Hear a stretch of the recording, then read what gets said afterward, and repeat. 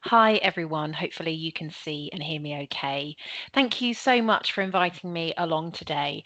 I cannot believe I am nearing the end of the second year of my PhD already, and I'm really pleased to be able to join the group today to share some of the emerging initial findings from my PhD. So, I am funded through the Grand Union Doctoral Training Partnership, and I started my PhD in October of 2024. I was very lucky that I was given funding for 3.75 years to also include a 3-month internship as part of the program, which I plan to carry out next year in the United States, where my research is based. So, what is my research looking at? My research is exploring how the correspondence method, so essentially gathering data through handwritten letters and emails, can help us access otherwise inaccessible carceral spaces.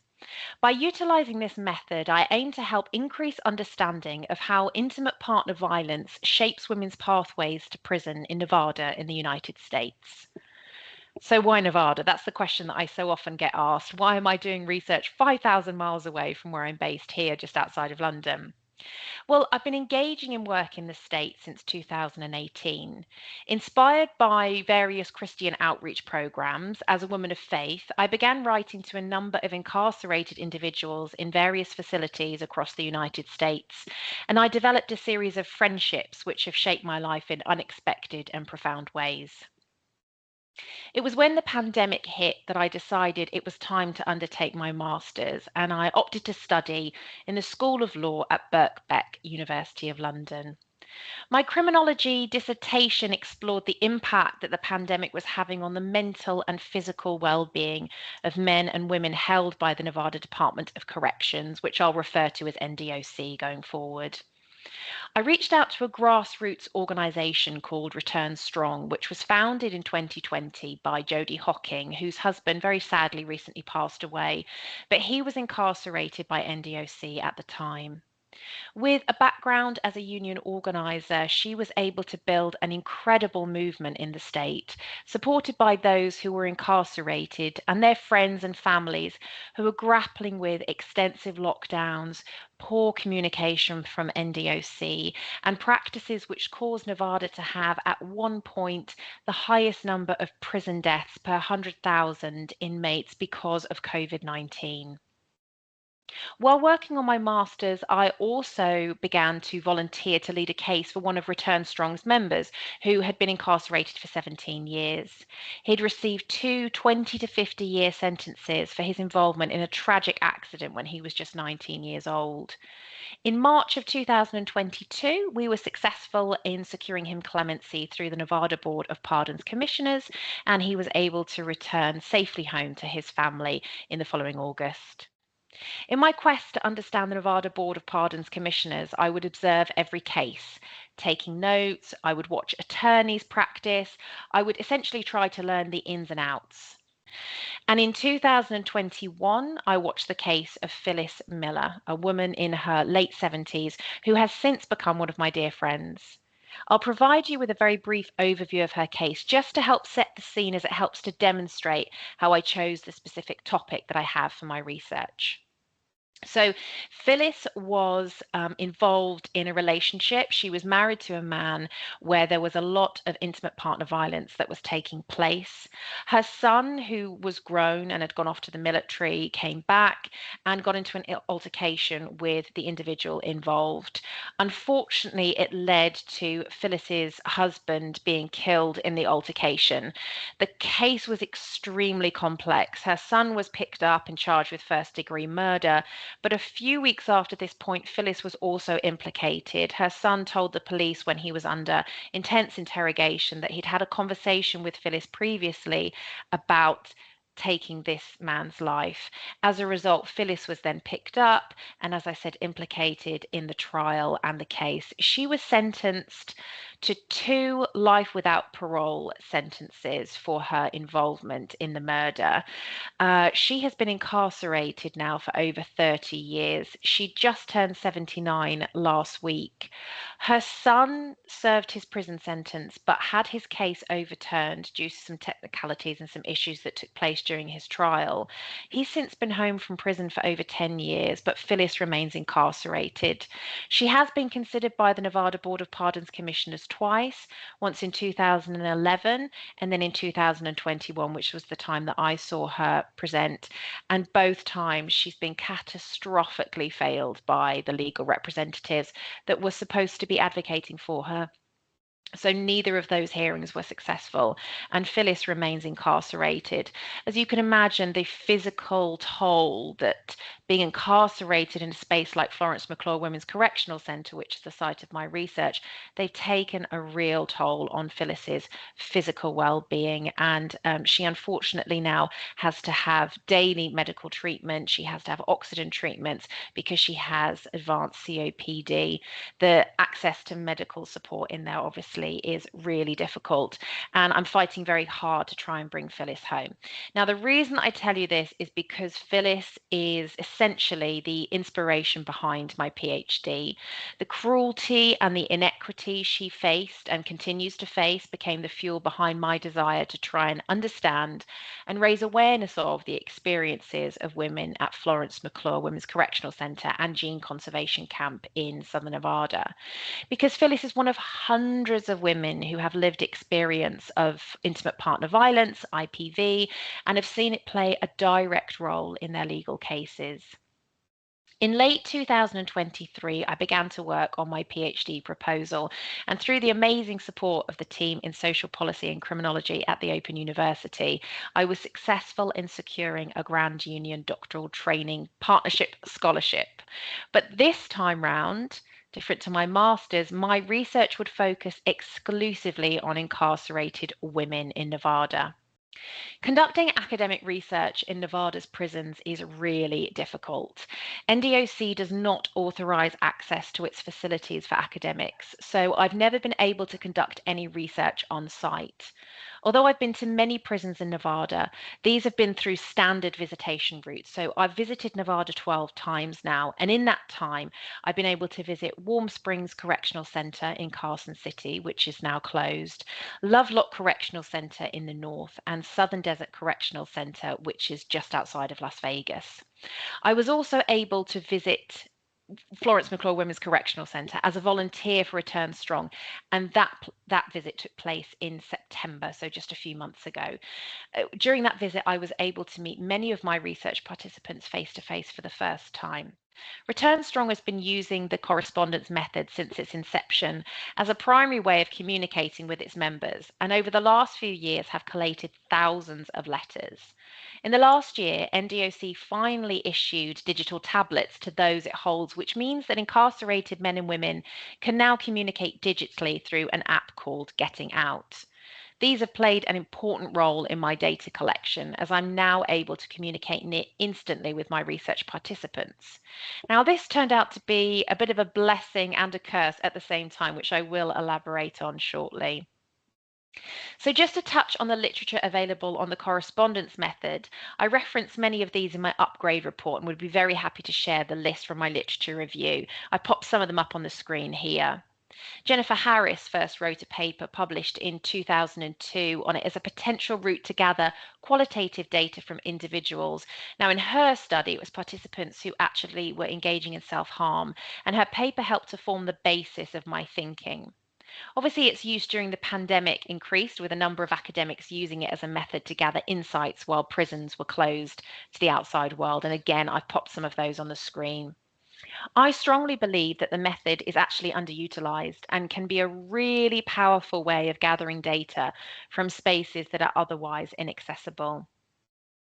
In Harris's paper, she talks about the representation of the self, reporting that the most difficult aspect of the study involved working out how to respond to the letters, how to express some of myself, but balance empathy with the need to steer away from counseling or advice given, how to project an opinion without in any way judging the letter writer, and how to draw boundaries. And I can certainly relate to these reflections firsthand and fully appreciate the complexities that come with this type of method and the deep level of reflexivity that is required. This method definitely requires long-term commitment and a lot of consideration. I was also heavily inspired by this book by Jean Harris. She's got the same surname, but no relation. And she shares in this book letters that she wrote to her friend, a journalist called Shana Alexander. Harris is a former headmistress, and she spent 12 years in prison for second-degree murder following an altercation with her partner, which unfortunately led to his death. Her letters offer a moving and fascinating account of her time at Bedford Hills Correctional Facility, And it's quite rare that we're able to gain such a rich account of the inner workings of a prison through a woman's perspective and the complex dynamics we see between those that they house. As a hugely skilled writer, she speaks about the process of letter writing and how much it helped her during her time there. Despite being surrounded by hundreds of women, she writes about how her correspondence with Shana helped to mitigate her sense of isolation as a highly educated woman in her 60s navigating prison in America. The simple sum of this, she writes, is I write because there's no one to talk to except you, my friend. One part of the book that really stayed with me references women in the facility who had experienced IPV and Harris's reflection of this. It's a really powerful quote. She writes, "It brings home to me the present pros and cons about the domestic violence that so many women in here have experienced. When someone in their home batters and beats them, threatens their children and destroys all hope for a peaceful existence, we ask them, why didn't you just move out? When a nation is thus battered and threatened, it is encouraged to kill the batterer and praised when it does." Through my literature review, while I was developing my proposal, I became really excited by the potential for the correspondence method as a formal way of gathering data in Nevada. This, of course, required immense consideration and reflection, and I spent many weeks grappling with my ethics application and thinking through how to ensure the safety of such a vulnerable population of research participants. One of the key considerations for me was that I would be asking women to be disclosing histories to me of abuse that could potentially be distressing to them. So, shortly after I started my PhD, I attended an excellent training session called Ethical Considerations in Social Research, which was run by the National Centre for Social Research, and it allowed me to think through in detail how I would best manage this. Now, mental health support within NDOC is really limited, and there are no routes that I can direct women to essentially for help if they're struggling, beyond the support of Return Strong, which is able to offer some support, which is hugely valuable, but obviously they have very limited capacities. They can't possibly be providing support to everyone. As such, I decided to produce a mental health and wellbeing toolkit, which would be sent to every woman taking part. I had this professionally designed, printed, and sent out. It was co-produced with an amazing UK-based psychotherapist and trauma specialist called Amelia Brewer, who I've been personally working with for around 14 years. The report was also co-authored by my lovely friend, Jamie Hine, who's a PhD student from the United States, who has 10 years of lived experience of incarceration at Florence McClure Women's Correctional Centre. And I'm popping up on the screen now a photo of us taken in Edinburgh last December. Amelia was able to provide evidence-based tools to help women manage trauma and professional expertise. And then Jamie played a really vital role by being able to contextualize it for the audience and make sure that it was really fit for purpose. I'm really pleased with the final result, and this can be viewed on Audo if you'd like to see it, so just follow the link that I'm putting in the chat now. This was later picked up by the team that I referenced earlier at Stanford Law School. They referenced it in a report that they produced as one of the recommended resources for those reading the report. So again, I'll pop the link to that in the chat if you would like to read that report. After receiving approval from the OU Ethics Board, which I would like to highlight, have been exceptionally helpful and supportive throughout the entire process so far, I opted to engage in 2 rounds of data collection. Now, the first involved me sending out a survey to every woman held by NDOC, which totaled 847 back in June of 2025. This was a really big project, as you can imagine, but one that I was supported by Return Strong with. And through my overseas fieldwork funding that I'm able to access through my scholarship, I was able to commission this. If you're interested in seeing the surveys again, I've since uploaded the template to Ordo and will add the link to the chat now. My response rate came in at 9%, with a handful of surveys coming in beyond the closing date, which I was unfortunately unable to include in the analysis. The survey included open-ended questions and spanned a total of 10 pages, which is the maximum the NDOC will allow into their facility per envelope. Each survey included the consent form as well. So there was lots of thoughts that went into what I was going to include in the survey, lots of mission creep in my mind, lots of different things I wanted to explore, but I really focused on my research questions and focusing on IPV. I've since had a number of people in my network reach out saying, oh, perhaps you could have included this, or you could have done an analysis of childhood trauma, but I had to make sure that I was really focused in what it is I was trying to achieve.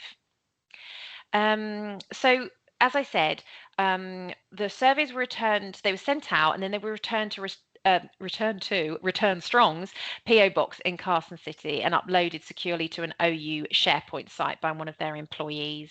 If you'd like to see my data management plan, that's also uploaded to Order. You can tell that I've been to lots of research delivered through the OU library, which encourages us to be as open as possible. Obviously, I won't be able to share any of my data because it's far too sensitive, but I've been able to share some of the templates and the toolkit, for example, online, so people can keep up to date with what I'm doing. One of the key things, obviously, in my data management plan was making sure that I really thought through all of the steps and considerations needed to ensure the safety and well-being of my research participants. As you can imagine, I also had to engage in a very lengthy process with the data protection and legal team at the Open University, as the project obviously requires sharing data from the United States to the United Kingdom. And this took around 6 to 8 weeks to finalize, so it wasn't too arduous, and the teams were really helpful, extremely detailed, understandably, but it got done in a really fast turnaround time, actually. So once everything was back by the end of August, I analysed the data and was able to conclude some key initial findings. All but one of those who returned their survey to me has lived experience of intimate partner violence. 49 women reported that the abuse played a direct role in their legal cases, so that was about 62% of women. The number of women who reported experiencing sexual assault before prison, so that includes voyeurism or indecent acts by an intimate partner, was 70%, so a very high figure. The number of women who told me that they'd been sexually assaulted while in prison was very concerningly just 26.5% of women, so 21 out of 79 respondents. So that's obviously over 1 in 4 women, which is a very alarming figure, and one that I hadn't expected to be quite so high. I also surveyed the number of children that each woman had, and so the total number of women, the total number of children that my research participants have is 188 between them. In September, I traveled to Nevada. So September of last year, I traveled to Nevada for a number of events and was able to collect the original hard copies of the data, which I'm going to send. I'll just show you back to front so you can't see any of the details of who it is that sent these to me. But I've got all of the original data here, which is really good. So I was able to bring all of the original data back with me. So I've got this safely here now in the United Kingdom. Everything is also stored safely on the OU SharePoint site, and nobody beyond the Open University can access these files now. This is just for me, and obviously these are kept in a locked box here at my home. The next stage of my research then required me to select 30 women from the data set to engage in the next stage of my research. Although I had some key objectives, the main consideration was essentially each woman's willingness to be involved. Obviously, I could only consider those who had checked the box on the survey that they wanted to engage in the second round of my research and my data collection, but I was actually fortunate that this number was extremely high. A number of women actually wrote to me separately afterwards to express how eager they were to be chosen. Others expressed this in the margins of their surveys that they returned to me. So once selected, I notified each woman and sent out a second informed consent form to ensure they fully understood what the second stage of the project would entail. And I also obviously sent them out a toolkit as well at this stage. So each woman was sent a total of $48 in expenses. The aim was for this to cover the cost of up to 24 letters throughout the course of 1 year. However, it was at this point last summer that NDOC introduced digital tablets, which meant that women could then email me and vice versa. Each message can be a maximum of 1,500 characters and costs 20 cents each to send. So women then had the option of either writing by hand to me or via the tablet.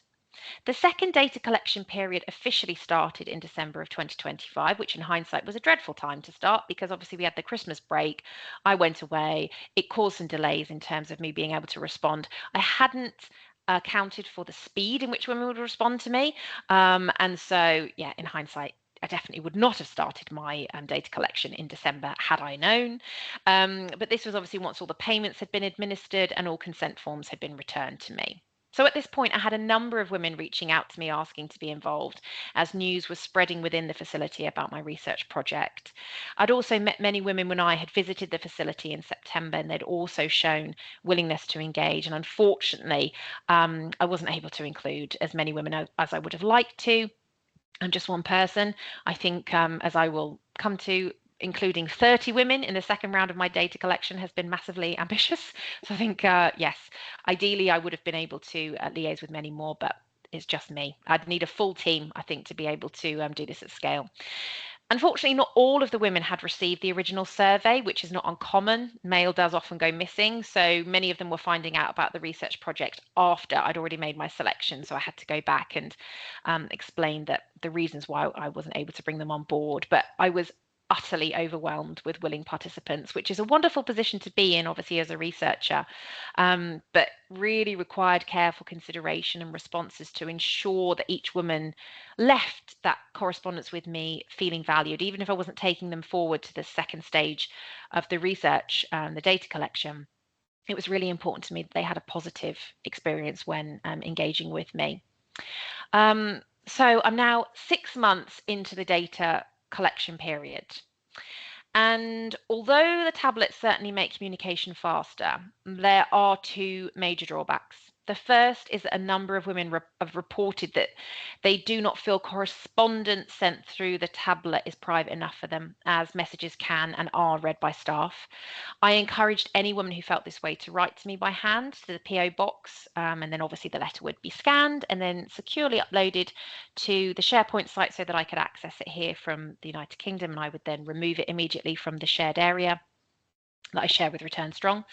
The second is that women expect much faster responses to digital messages.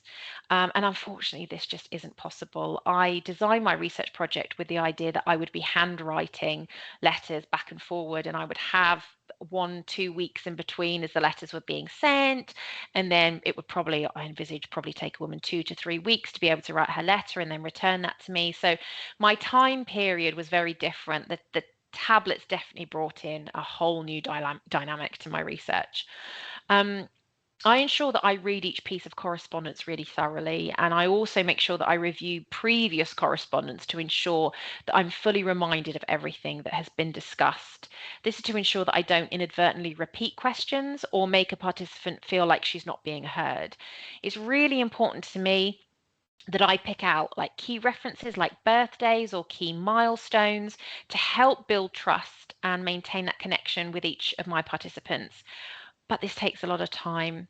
And I've only had difficulties with one research participant so far who would have liked much more regular and very dedicated support from me. There was a slight misunderstanding on her part from the level of support that I would be able to provide.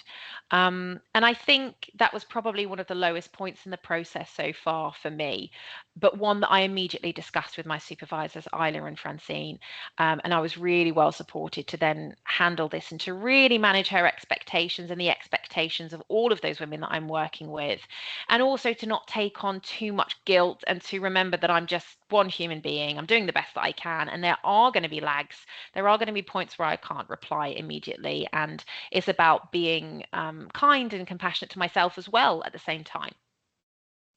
So most women do opt to write to me using their tablets. Those who write by hand tend to send much longer letters and provide really detailed accounts. So as a researcher, I would say that I do prefer letters and correspondence that come via the mail because it's much richer. I get much more detailed data. And women tend to start a letter, take some time out, go back to the letter, take some time out. So I have letters that are sort of 8, 9, 10 pages long. And as you can imagine, they're such rich sources of data.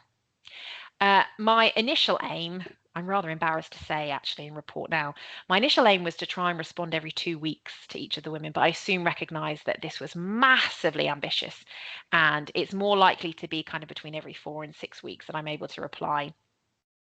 There have been some occasions where it's been longer. And as I mentioned there, managing expectations and my own well-being and capacity has been something that I really have discussed at length with my supervisors.